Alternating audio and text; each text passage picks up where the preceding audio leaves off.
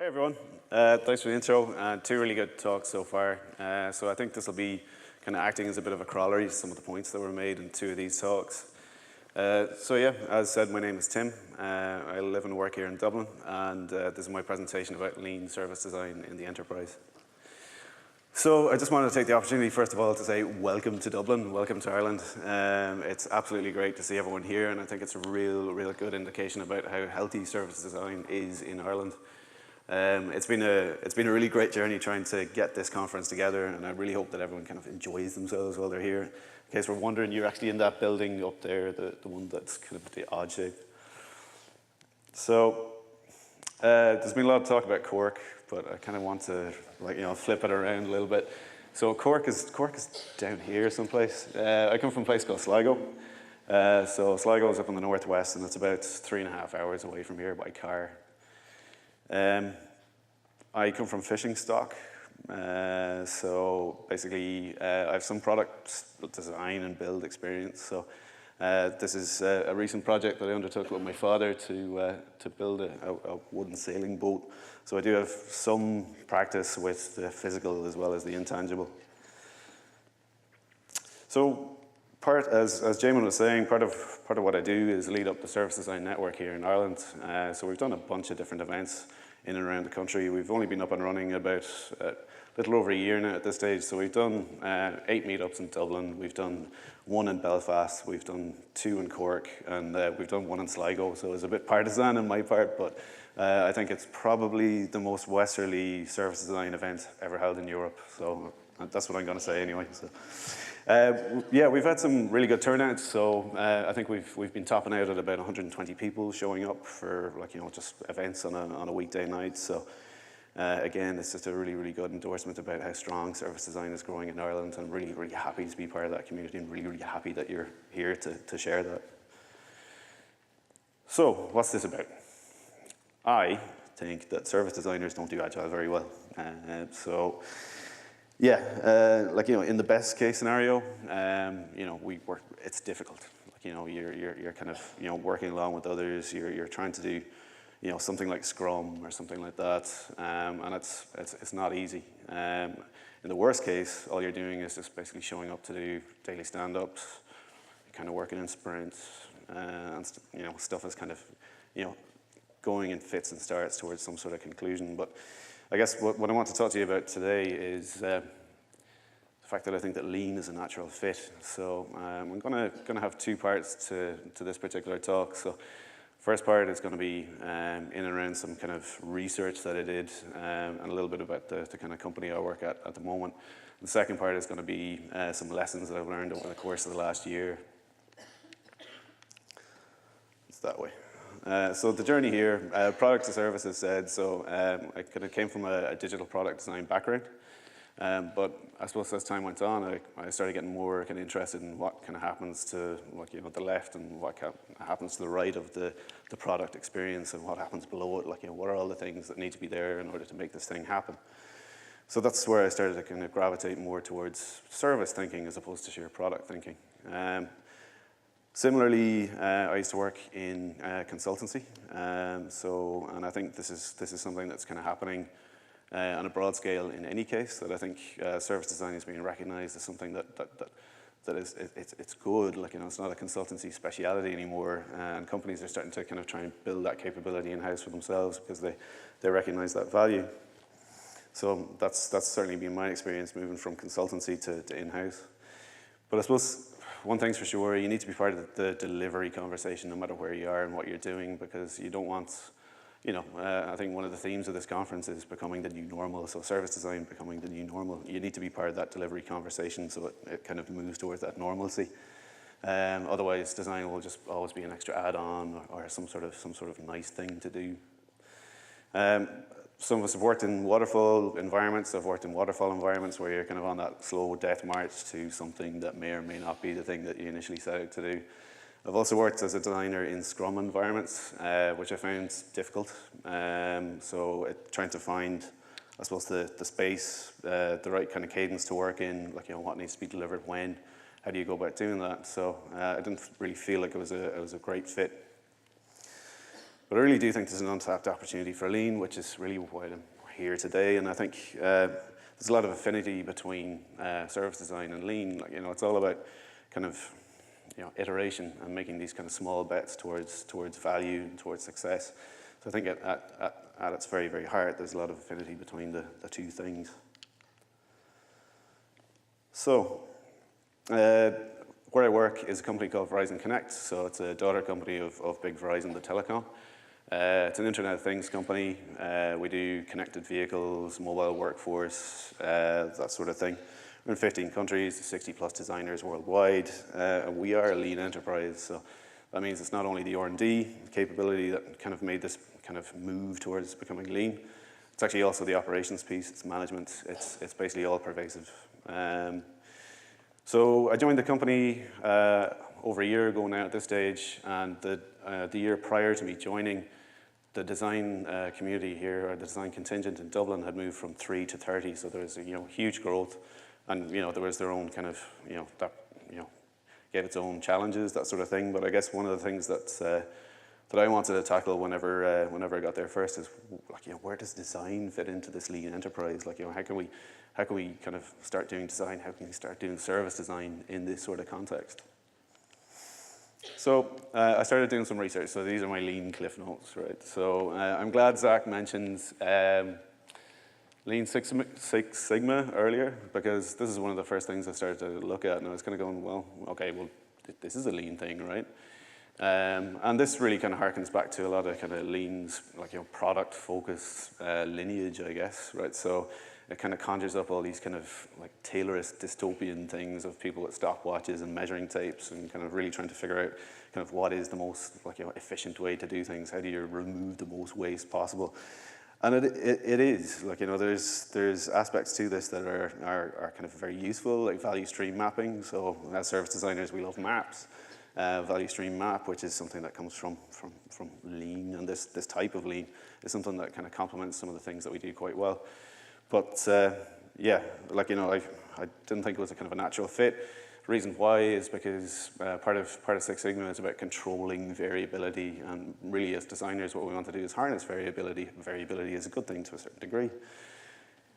So I kept on looking, and I kept on doing some research, and I came across a whole bunch of lean toolkits. So kind of lean toolkit to do this, lean toolkit to do that. And while some of them were really good and contained some really good methods and tools and that sort of thing, I didn't think it was necessary to have yet another toolkit just to kind of do something lean. I think really trying to become a service designer in a lean context, you really wanted to bring the kind of tools, the methods, the practices that you have yourself from before and apply this in the context instead of kind of learning something that's new and proprietary almost.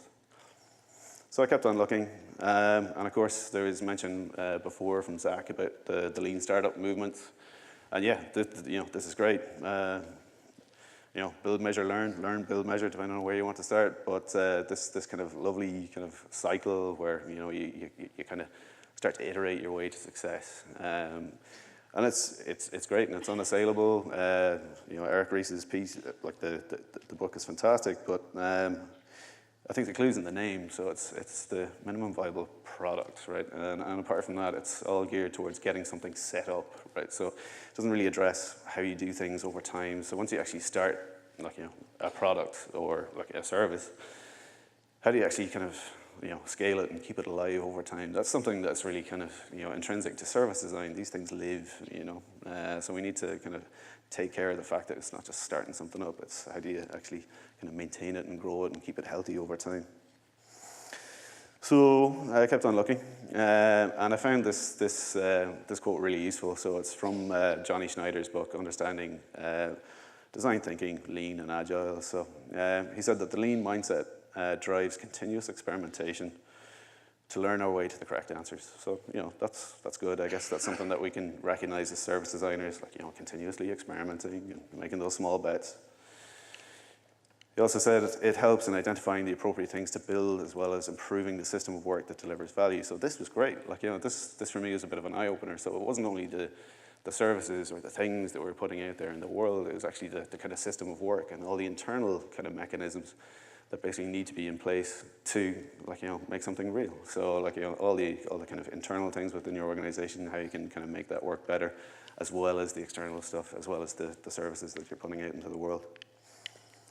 And I think something that Lorna Ross might like is this is entirely agnostic to the medium in which value is produced. That is, it could be software, underpants, or healthcare, right? So, so ultimately, yeah, this was a kind of an eye-opener for me. I was kind of going, well, this is great. You're not kind of tied a la Scrum to, like, some sort of software thing. Like, really what you're trying to do is produce value. It doesn't matter what the actual medium is. So, like, heartened by this, I went back and started looking at, I suppose, lean thinking, and, like, the original kind of 90s piece where, I suppose the context for this was the American automobile industry was getting, I suppose, roundly beaten by the Japanese car industry, just in terms of efficiency, quality, costs, like, right across the board. And Womack and Jones wanted to go over and try and understand what was going on, so they came back and wrote a piece called Lean Thinking. And abstracted away from the sheer production lineage of this, I think there's quite a lot to take away for us as service designers as opposed to product designers. So they came back with 5 principles, so I'll just go through them quickly. The first one was specify value, right? So they really wanted to kind of understand. They knew that it was the customer that specified what the value is, right? Which is, again, something that we as service designers can recognize. Like, we don't sit in a room and kind of think about something that could be valuable and then throw it out there. We really need to understand what is valuable for the customer. They talked about identification of value streams. So in their particular context, what that meant was, if you looked at the production of a car, they went right from kind of understanding, mining, smelting, forging, all the way through production, all the way through to actually, selling the thing and having it in the customer's, well, not in their hands exactly, but being driven by the customer.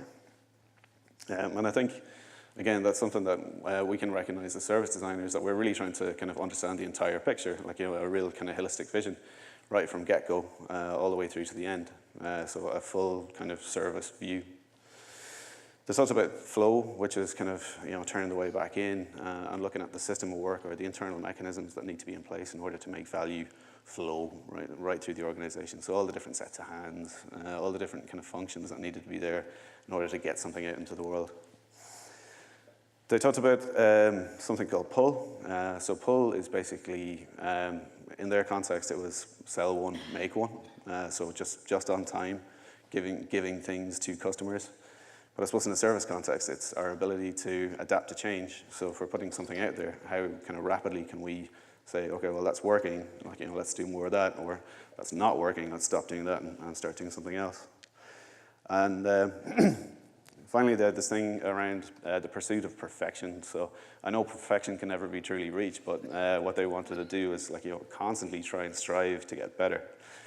And I think that's something that's really powerful, because again, like, it's this perpetuity of services. Like, services never really truly end. I guess once you kind of create them, you put them out there. Like, you need to kind of keep them alive over time, keep them healthy, keep going. So services never end, and neither does lean. So that continuous nature, it's actually quite liberating. Like, once you get your head around it, that, like, it'll never quite stop. Like, you can still have multiple initiatives in flight at any one time, and multiple projects, all that sort of stuff. But it's about kind of establishing your own kind of work patterns. And I'll talk about that later when we talk about work in progress and stuff like that. But really, it's getting comfortable with this fact that, like, it never really truly ends. Like, you're constantly seeking to get better. So that was a little bit about my kind of lean cliff notes. So I'll kind of share just 7 things that I picked up over the last year. Feel free to chat to me after if any of these resonate with you. So one thing for sure is, my clicker isn't working. One thing for sure is sharing adapt models. So it's something that Zach again was talking about. So basically everyone comes to the table with something slightly different. And service designers, we're no different to anyone else. We've got our own ways of understanding the world, and, like, we create models to represent how that might be. So going back and looking at lean thinking, we kind of looked at the types of things that Womack and Jones are talking about, and we kind of went, well, specification of value, or understanding what value is for the customer, like research-driven activities, that sort of thing. and identification of value streams. So like, mapping out what service journeys could be. That kind of is one mode of work. It's really about kind of like, discovering. It's really about like, figuring out, and it's really trying to kind of answer the big questions. We started calling this like, one mode of work, and in our case, we just went simple and called it mode one. And for the kind of flow, pull, and pursuit of perfection, that was more kind of operational stuff. That was more kind of like, heads down design work. We just called it mode.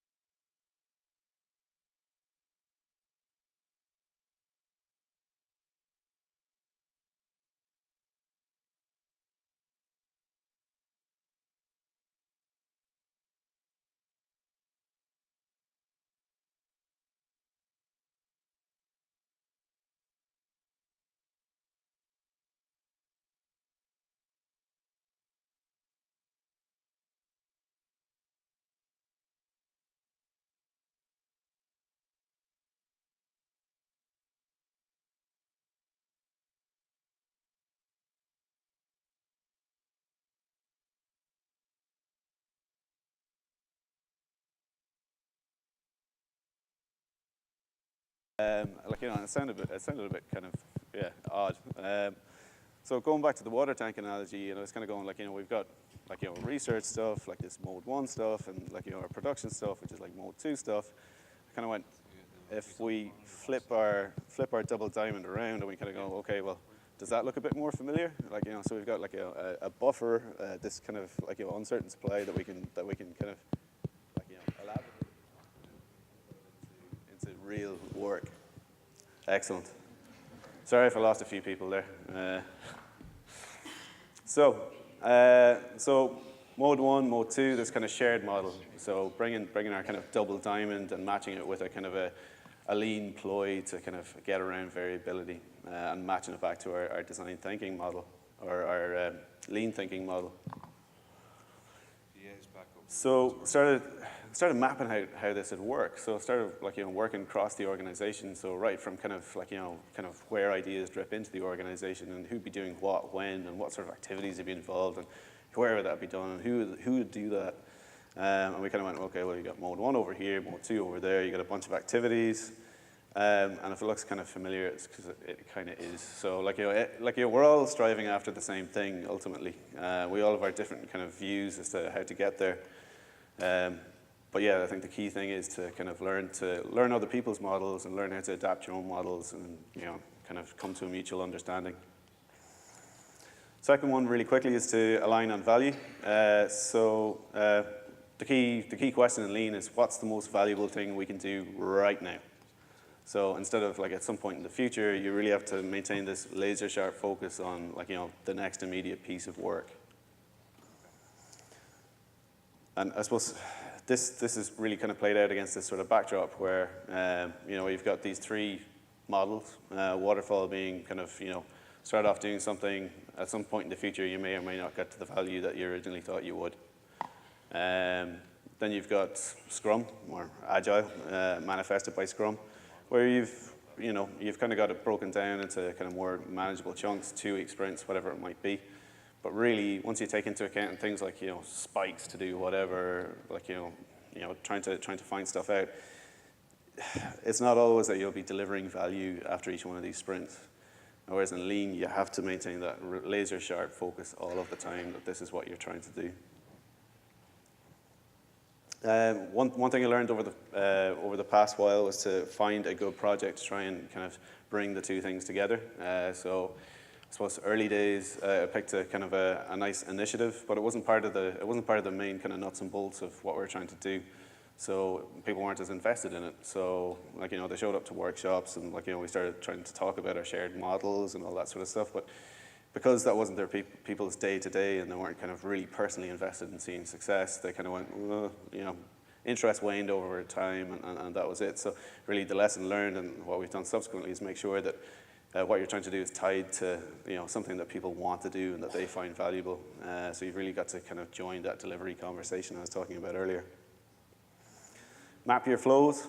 So as service designers, you should use your service design skills, like, you know, really get stuck in not only understanding, like, you know, the external stuff, like, you know, how are you going to map out new services, how customer journeys look, that sort of thing, but really help your colleagues internally as well to, like, understand how the organization works. So come up with organizational flows, ecosystems of how your own company works. And like, I'll talk a little bit about value stream maps, but again, that was like a useful learning from Lean for me to take in and kind of add to the kind of tool set. Service blueprints, yeah, I love service blueprints like every other service designer. They're a great tool, but I find them kind of best when used in conjunction with a couple of other things. So if at the top level we've got like a customer journey map where we're looking at things like, you know, what customers experience out in the world, whether it be in the context of what they do, what they think, what they feel, but very, very much customer-centric. Then bringing it down to a service blueprint where you start to kind of straddle the boundary between internal and external. So the customer is still there, but you're really trying to understand the mechanics of how things work internally. And then down to this idea of value stream map, which I was talking about earlier, which really takes a really kind of low-grain or fine-grained granular approach to how things work, how time factors into it, things like that. Fifth one was to make your work visible in flow. Really, this part could be a half an hour by itself. I'll just boil it down to this: boards, right? So just like, you know, make sure that you're using lots and lots of boards. Boards for all sorts of work, all sorts of activities. It's just a way to share work. So these are just some shots from our own office. And yeah, like, you know, you can see, like, you know, even when the wall space isn't used, there's plenty of whiteboards. Everything's visible all the time, and that's what we're trying to do. We're trying to basically tokenize our work. So a lot of what, not so much us, but maybe some of our colleagues, what they do is knowledge work, right? So, you know, you can't actually see them produce something at their desks. Something's produced on their machine, on their laptop, whatever. So what we're trying to do is basically, you know, make a token for that work and put it up on a wall so that other people can see what's going on. What are you doing? What can I expect from you in terms of like, you know, my work for the next week or whatever it might be. It enables us to kind of visualize how the work flows through the organization. There's a couple of things in and around here about right sizing of work. So, like, you know, you're not going to try and take on a 2-month piece of work. Like, you know, that's just not really kind of sensible. What you want to try and do is, like, you'll break work down, so you're trying to get it flown through the system as efficiently as possible. You're also trying to do things like manage your work in progress limits. So, like, you know, ideally you'd only have one thing to do at one time, but again, we live in the real world, so what we're trying to do is just basically minimize the amount of work that you're doing at any one time, just so you kind of, you get away from context switching and that kind of, like, that waste that's involved in picking something up, putting it down in favor of something else. The key thing here being just do less, quicker. One thing that we've brought in as well, and that's something that we've stolen from our engineering colleagues, is definition of done. So for our design work, what we're trying to do is basically look at the different types of design work that we do, and just see, when the work will never be fully done, but what's the kind of confidence we can give it? Kind of a checklist to say, I think as a designer, if I pass on this work, I'm pretty sure someone else will be able to pick up and kind of, understand what I mean and work on it.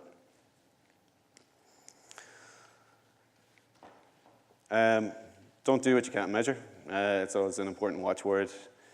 I don't know how many people came through Dublin Airport in the last couple of days, but if you came through Terminal 2, you would have seen something like this. So it's one of those happy or not things, but used to a slightly different context in the toilet. I'm not saying we should have these in our services, but what I'm saying is that we need to build in mechanisms to measure this idea of pull. So this is really important because it allows us to respond and adapt to customer needs. So if we are to be continually iterative, if we are to be lean, we need to be able to know where to place the next small bet, so we can deliver in those increments and deliver that value. One thing that we've looked at is having a kind of a metric strategy, or just a kind of an idea as to how we put shape on how we should build in our metrics, right through from kind of touch point level metrics, whether it be a digital or physical thing. What's important about it when we create it? How are we going to measure that success? Is it efficacy? Is it the happiness that it engenders in people? What is that? And then if you kind of build it in at that low level, you can start looking at things like inter-touch point metrics. So is there drop-off between two touch points? Are people skipping a particular touch point? Is that something that you can remove? Then building up to phase level metrics. So if you look at an overall end-to-end journey of, say, something like purchase to active use, if you look at training as being a phase in a journey, if you've started to knit together all these little pieces of how you gather the health metrics, you can really kind of get to see, is this thing working as an overall phase? And then finally, building up to the overall journey.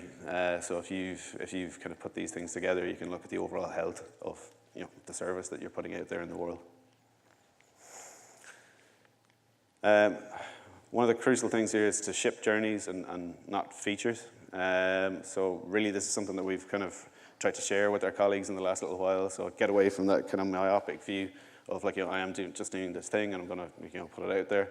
What we're really trying to do is again look to the left, look to the right, and look down below what it is we're trying to put out there into the world, and kind of deliver in slices. So everyone's kind of familiar with MV somethings, right? So there's the minimum viable product. When I was at IBM, we did the minimum delightful experience.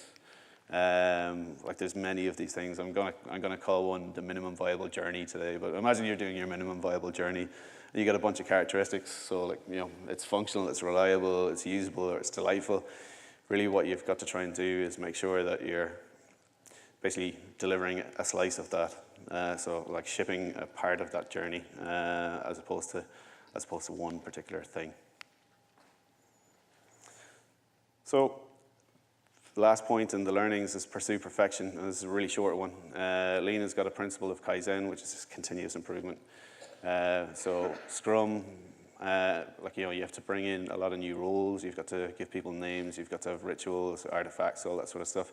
Lean at its very core is really about kind of understanding where you are now, identifying ways to improve, doing that improvement, and then, has it worked? And it's a really simple cycle. So, it's an evolutionary approach and not revolutionary. So very quickly, some takeaways.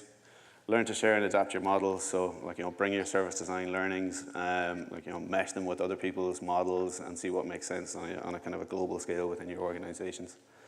Align on value, make sure that everyone understands that value happens all the time. It's not something that kind of might happen in the future. Understand what that value is for your organization and do it. Find a project to get involved in to start improving service design in that sort of context. Don't pick something so dangerous that it's going to sink the company, but don't pick something so innocuous that no one's going to care. Map your flows, like use your service design skills externally and internally as well. Help out people.